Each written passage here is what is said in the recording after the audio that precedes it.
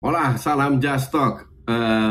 Dua match yang keren, tapi yang lebih keren sih kalau gue bilang City lawan Munchen ini match yang seperti yang harapan gue jauh-jauh hari gue bilang gue harap mereka ketemu di final. Tapi ketemunya di perempat final, ya ini berkat drawing yang katrok ini, it's unbelievable. Lu kalau lihat Munchen ketemu PSG, ketemu City, seandainya Munchen lolos, ketemu Madrid, dan ini masih sampai per 8 per 4 semifinal. Sementara di grup lainnya ya jauh lebih gampang. Dan ada tadi pas gue live komen tanya, emang harusnya gimana? Kalau gue bilang harusnya setelah group stage, pemenang dari masuk per 8 final group stage itu juara grup lawan runner up. Oke, itu masih fair enough. Oke, masuk ke per 8 kan. Nah, pemenang dari per 8 itu harusnya di drawing lewat kan ada 16 tim ya. Per 4 ada 8 tim. Pemenang dari 16 tim kan sisa 8. 8 itu harus di drawing dari ranking FIFA klub, siapa yang 4 terbesar lawan 4 terbawah. Itu akan lebih fair dan akan memberikan, bukan berarti yang 4 di bawah nggak bisa menang, bisa banget. Tapi itu kalau gue bilang akan lebih fair daripada kayak begini. Kayak Red Bull Leipzig ketemu Milan sama Inter atau Napoli atau Benfica belum tentu kalah juga, tapi ketemu City ya selesai.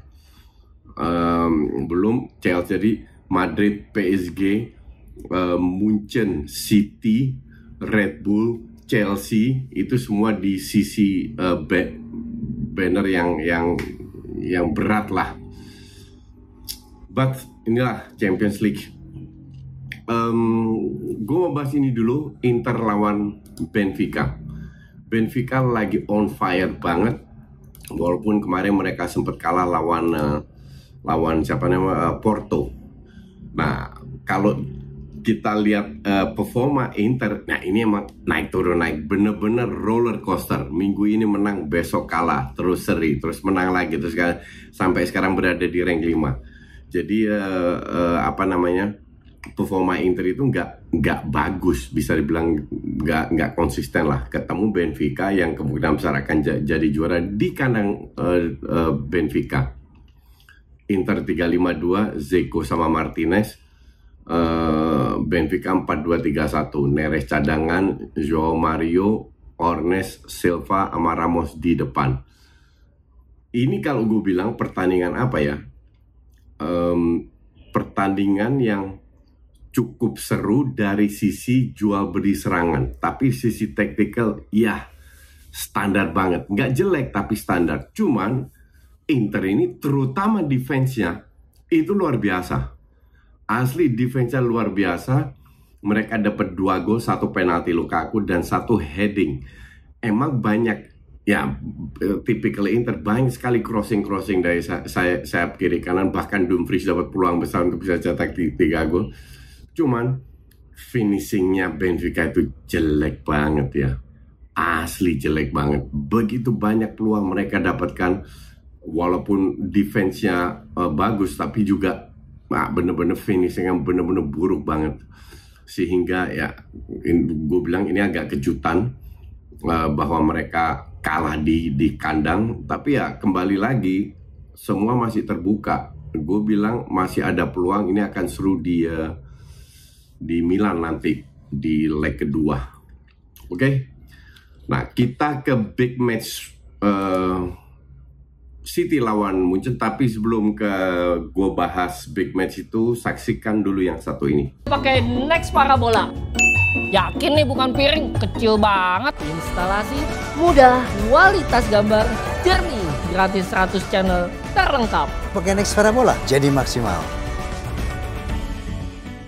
Ya, kalian bisa nonton live pertandingan olahraga dengan kualitas HD. Oke, kualitas HD mulai dari Liga 1, Premier League, Champions League, seperti yang gue selalu nonton, Champions League, tenis, volley, hingga NBA via Next Parabola yang dapat menjangkau di semua daerah di Indonesia, serta instalasinya mudah banget. Jadi kalau lo beli, lo pasang, gampang banget, semua orang bisa.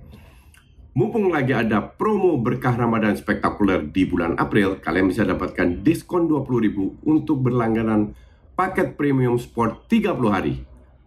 Nah, Bagi kamu yang belum pakai Next Parabola, ayo beli dan aktivasi receiver sekarang. Gratis nonton olahraga ternama selama sebulan dan 1 tahun bebas nonton movie dan series yang terbaik.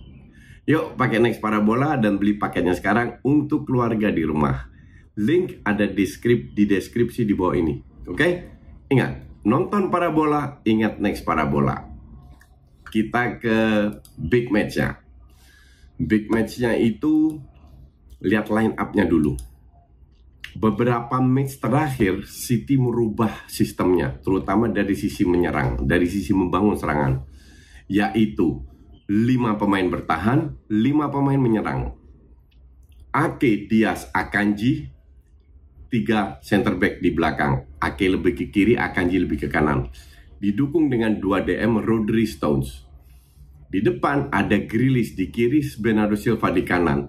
Di belakang Haaland, Gundogan, De Bruyne yang lebih free roll.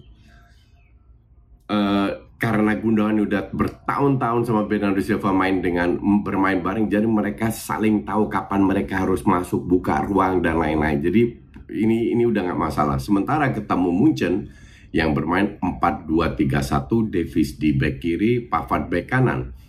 2 DM, Kimmich sama Goretzka. Coman di sayap kanan, Sané di sayap kiri. Musiala di belakang Gnabry. Gnabry nggak kelihatan sama sekali. Dari awal ini match seru. Kenapa? City sudah melakukan pressure, high press. Yang gue pengen lihat adalah bagaimana City membangun serangan dengan 3 center back dengan 2 DM.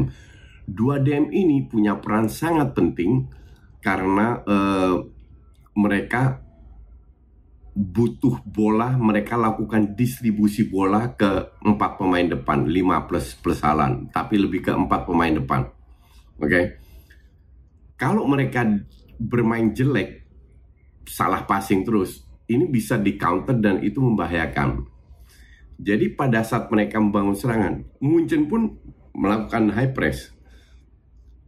Stones itu kembali ke belakang. Di samping Diaz, Akanji ke kanan, Ake ke kiri. Sehingga selalu ada orang untuk bisa dipassing. Kalau mereka lewat tengah, Stones maju ke depan lagi menemani Rodri. Rodri lebih sering ke depan, Stones praktis satu-satunya DM lah. Grealish, Bernardo Silva mundur ke belakang untuk membangun serangan. Nah, dengan sistem ini sangat variatif. Tapi bukan gak ada celah. Karena kalau pemain depan, terutama Gundogan, De Bruyne telah turun, itu ada celah yang berapa kali dimanfaatkan oleh Munchen, yaitu true pass. Berapa kali true pass. Kalau kita lihat skornya 3-0, orang akan bilang, wah, Munchen dibantai nih. Well, believe me, sama sekali tidak. Kita lihat statistiknya. Munchen ball possession 56%, 56%, City 44%. Coba, let's be fair. Kapan kita lihat City nggak bisa pegang bola? Kemarin pegang bola, terutama di babak pertama. Babak kedua, Munchen lebih agresif. Munchen berapa kali sempat mengurung. Babak pertama dikuasai sama City. Munchen dapat peluang, absolutely dapat peluang. Tapi peluangnya Munchen itu either terutama passingnya nggak nyampe. Berapa kali dari tengah ke depan, sering dipotong dan temponya di babak pertama itu agak lambat menurut gue. Nah, di babak pertama itu golnya Rodri. Ini murni karena si Kimmich itu telat maju ke depan sehingga ada space. Rodri dapat bola, dia nggak bisa passing karena semua pemain di cover ketat dan itu di luar kotak penalti sedikit di dalamnya area situlah. Cuman karena Kimmich agak ke belakang sehingga ada berapa space 3-4 meter untuk Rodri melakukan shots dan berhasil dapat 1 shots. Oke. 1-0 nggak ada masalah, jalan terus.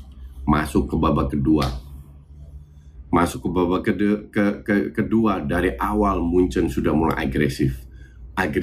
Agresif dalam arti mereka lebih gampang pegang bola. Cuman yang jadi masalah satu, Ada namanya defender muda yang namanya Dayot Upamecano. Itu bapuknya berkali-kali salah passing. Salahnya lewat tengah justru. Sampai menghasilkan gol kedua. Dia coba ngelewatin si siapa namanya Grealish nggak dapat. Grealish passing ke back heel. Grealish main bagus lagi by the way ke Haaland, dan Haaland membuktikan bahwa dia itu punya visi. Kalau dia nggak bisa cetak gol, dia crossing di heading sama Bernardo Silva, bang, 2-0. 2-0 tambah agresif lagi Munchen. Oke. Pada saat Munchen agresif, kembali lagi passingnya itu nggak banyak yang akurat. Lombonya sering kalah. Di 6 menit kemudian Haaland dapat dari crossing dari Bernardo Silva, di heading kembali ke Haaland yang nggak dijaga, bang, 3-0. Fair aja, praktis selesai. Gue nggak ngelihat City bisa kalah 3-0 di Munchen. Tapi sekali lagi, ini sepak bola, semua bisa terjadi. Oke. Kemarin ada beberapa pemain yang nggak perform di Munchen, terutama siapa Gnabry nggak kelihatan sama sekali. Musiala, ya terlalu banyak gocek-gocek kalau gue bilang. Ini pemain hebat tapi seringkali salah mengambil keputusan. Pavard ya so-so aja. Cuman beruntung ya, Somers itu kebobolan 3 tapi save-nya banyak banget. Kalau nggak ada Somers mungkin bisa 6-7-8-0. Gila, berapa save yang benar-benar di pojok-pojok itu diambil sama Somers. Jadi kemarin yang sangat kelihatan perbedaan yaitu pemain depan. Munchen nggak bisa cetak gol, dapat 3-4 peluang beradap-adapan, di save terus sama Ederson. Belum lagi Somers. Ini Somers agak aneh. Ini kiper melakukan refleksnya luar biasa, melakukan berapa kali save yang gundohan. Gila, jarak segitu dia masih bisa save. Cuman dia juga seringkali melakukan blunder, salah passing, salah timing, sampai bola hampir kayak berapa kali kehilangan. Hanya kembali lagi ya, gue rasa ini udah selesai ya untuk Munchen. Munchen ini baru dipegang Tuchel. Kalau Munchennya Hansi Flick mungkin bisa balik, tapi sekali lagi anything can happen, dan for sure gue akan ada live commentary lagi. Jadi 3-0 harusnya si City udah lolos. Kita ketemu lagi ntar malam ada Madrid lawan Chelsea. Jangan remehkan Chelsea juga. Kita lihat, kita enjoy the game aja. Ya, sementara itu dulu. Thanks for watching.